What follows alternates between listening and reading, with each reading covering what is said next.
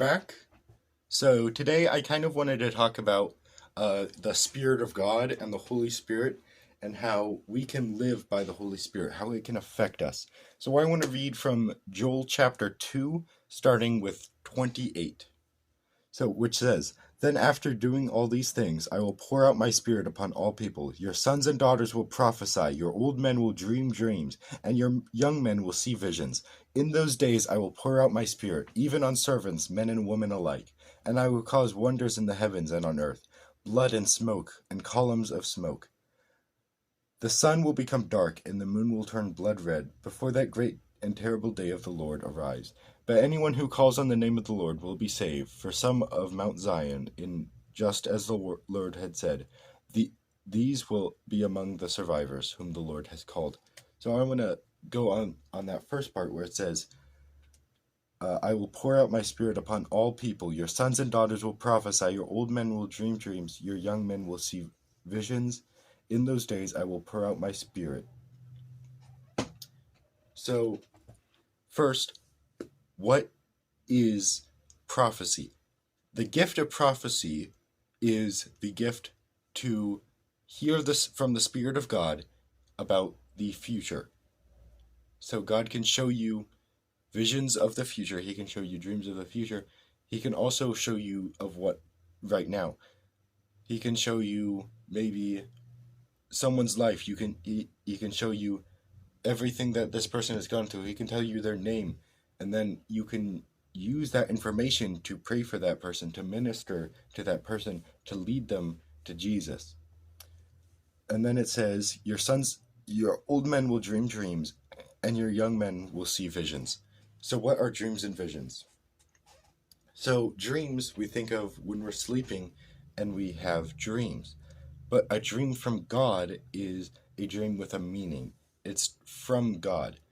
So to know whether it is from God or just a regular dream is what was about? Is it godly?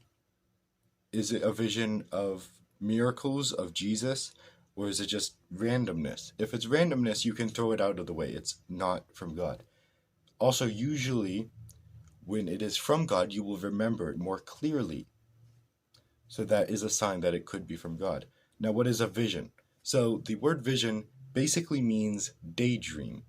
So it's the same as a dream, but you're not sleeping. It will be wide awake, and it will be kind of pictures or more clips of what God is planning for you to do. So, and he can show you these dreams and visions in many ways. There's many YouTube videos if you want to learn more about it. Isaiah Salvador talks about it. Plenty of other people talk about dreams and visions. And if you watch those, they can go more in depth than I can. But I just want to cover the basics of what dreams and visions are. So another gift of the Spirit is the praying in tongues and interpretations of the tongues. So praying in tongues is praying in an unknown language. It's a language of the Spirit. So the best way I've heard and the best way I can explain it is if you're talking to someone and their main language is Spanish and you're trying to talk to them in English and they maybe know a little bit of English, yes, you can have a conversation, but it won't be as intimate. It won't be as relational. But if you started speaking Spanish to them, fluent Spanish, and they speak fluent Spanish, it will be a better connection. You'll be more relational. So that's similar to what the Spirit of Tongues is it's speaking in God's language. It's speaking in a heavenly language, in a spiritual language. And you can say, this is important, is you cannot say anything against God while speaking in tongues. So many people will come and say, well, how do you don't know what you're saying, so how do you know it's bad? How do you know it's not some really bad thing? It can't be, because if the Spirit of God is speaking through you, the Spirit of God cannot speak what is wrong. He cannot speak what is evil. Then the interpretation of the tongues is the gift of interpreting. So it's the ability to know what the tongues are saying. So usually when you speak in tongues, you do not know what you are saying. The gift of interpretation of tongues is the ability to know what you are saying in tongues. Usually it's what someone else is saying in tongues. So as an example, someone will start speaking in tongues loudly as for the congregation to hear, and someone will ask for the interpretation of tongues to know what the message from God is.